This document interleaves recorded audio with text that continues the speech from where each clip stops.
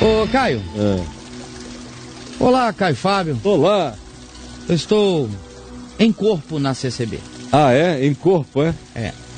Porque em alma eu já saí faz tempo. CCB é a Congregação Cristã do Brasil. O pessoal da CCB, rapaz. Pessoal. Porque são milhões de pessoas. Eu sou do tempo que CCB era uma concessionária que tinha na W3 ali. A CCB é uma das maiores denominações evangélicas do Brasil. É, Caio. Ela é maior do que a Universal em número de membros. Olha. Você sabia? Não sabia. É só que ela não pede dinheiro como Universal, nem tem o objetivo de ser uma loteria, um cassino universal como a Universal. Mas, gente, pelo menos quando eu era presidente da Associação Evangélica Brasileira, eles eram os terceiros maiores do país, mais ou menos. Cerca de 5 milhões, 6 milhões de indivíduos. Na frente estava a Presbiteriana e a Assembleia? Não, a Presbiteriana vem lá na rabeira. É pequenininha. Pequenininha perto dele. Na frente vinha a Assembleia de Deus, a Convenção Geral. A Assembleia juntando todo mundo. Não, a Convenção Geral. Tá. As subdivisões. A maior é a Madureira. Ah, sim, entendi. Que é uma outra Assembleia. Hoje tem outras Assembleias, já dividiu muito mais. Tá. Mas a Congregação Cristã vinha ali, segundo e terceiro lugar, com 6 milhões. Colada ali. A Universal tem, alegadamente, aproximadamente 3 milhões há 30 anos. Porque não interessa manter gente, só interessa circular.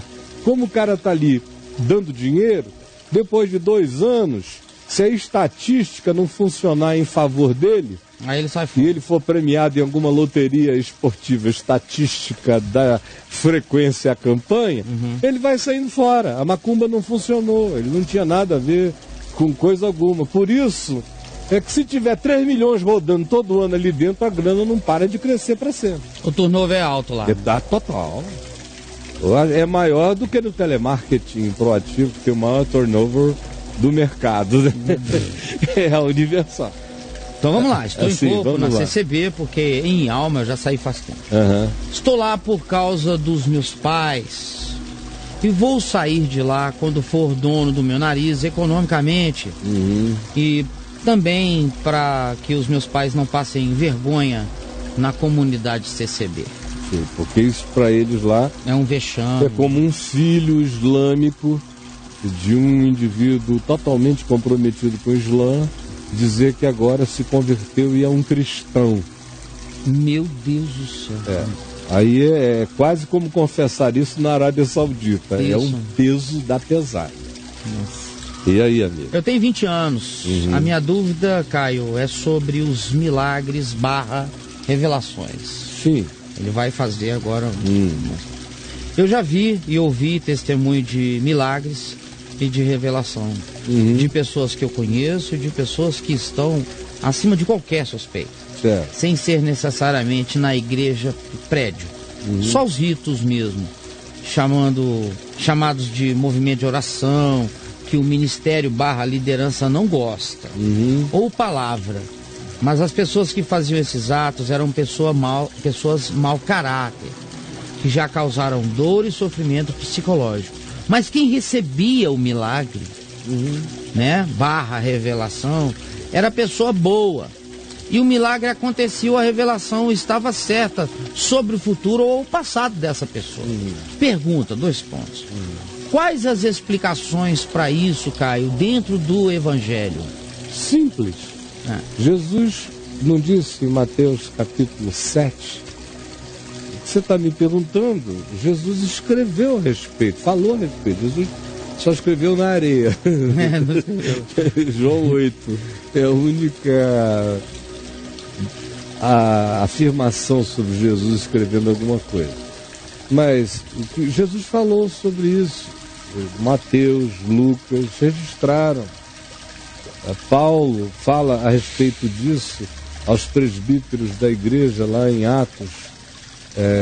A igreja em Mileto, quando ele se despede deles, eu creio que Atos 21, ele disse: vós não mais me vereis a face.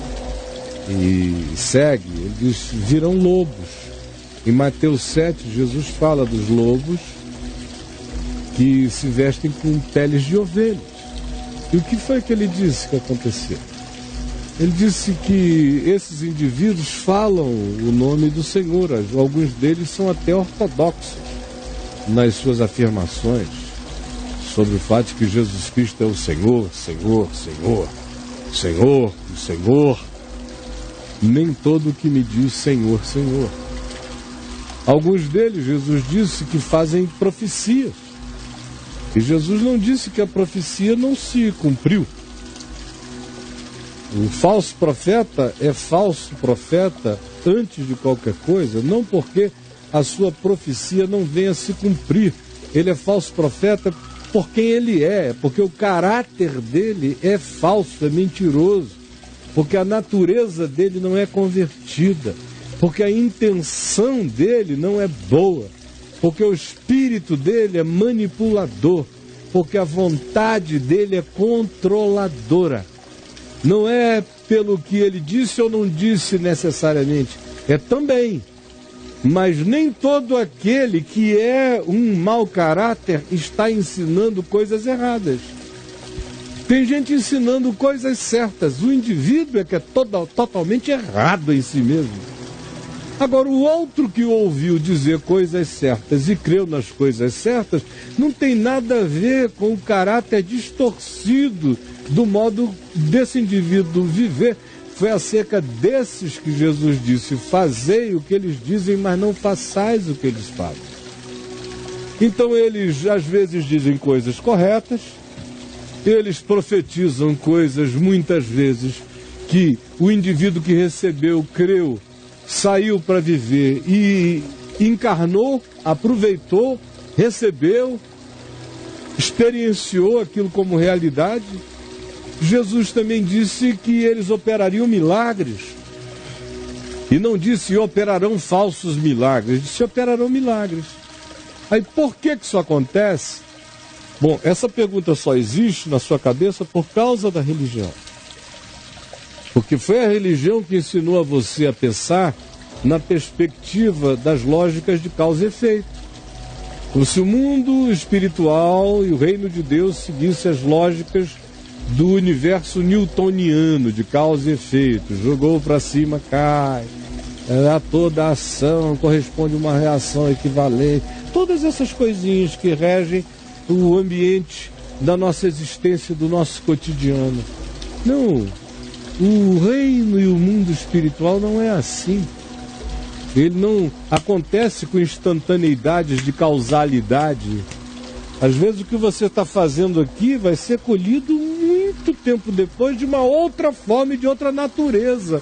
Será a colheita, mas será conforme a equivalência daquela proporção, justiça e realidade. Mas o modo como chega nem sempre é igual. Então, preste atenção nisto. O indivíduo vem e diz, alguém que simplesmente está ali creu.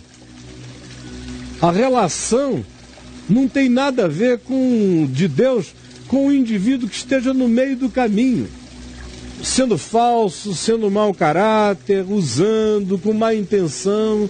Não, absolutamente não. Se fosse assim, quem seria abençoado com qualquer que fosse a participação humana neste planeta? Por exemplo, se a tua bênção dependesse de mim, de passar por mim, você acha que a sua bênção tem alguma coisa a ver comigo? Não. O bem-aventurado sou eu, se não enganar você. Bem-aventurado sou eu, se crer com verdade na palavra da verdade. O bem-aventurado sou eu, se o grande milagre da minha vida for me manter com integridade em Deus e diante do meu próximo. O grande milagre sou eu, andar quebrantado diante de Deus. Esse é que é o milagre. Agora, eu estar pregando e você ser curado, não tem nada a ver comigo. Eu estar dizendo a verdade, ela está transformando a você, não tem nada a ver comigo. A verdade é dela mesma. A verdade é uma pessoa, ela não pertence a ninguém. E imagine só, se para que Deus abençoasse um ser humano que estivesse na linha de passagem no processo da comunicação, tivesse que ser um cara ilibado, absolutamente ilibado em todas as dimensões da vida, ninguém seria abençoado a partir de ninguém. Ninguém. Pois não há nenhum justo. Agora, quando se trata de um lobo vestido de ovelha, é pela mesma razão. É Deus lidando com a Dona Maria, com o seu João, com o Alexandre, com a Graça, com a Wanda, com a Marta. É Jesus lidando direto com as pessoas, todo dia, o tempo todo. Passando por cima do macumbeiro, passando por cima do pastor, passando por cima do padre, passando por cima do monge, passando por cima do feiticeiro, passando por cima do suposto mediador, passando por cima de tudo e abençoando os indivíduos, apesar dos intermediários, apesar das religiões, apesar das estruturas. Sempre foi assim, sempre será assim, nunca foi de outro modo, nunca será de outra forma. Você crê nisto? Valendo o Evangelho, que a clareza desse discernimento vai inundar seu coração para sempre. Um grande beijo, meu amigo.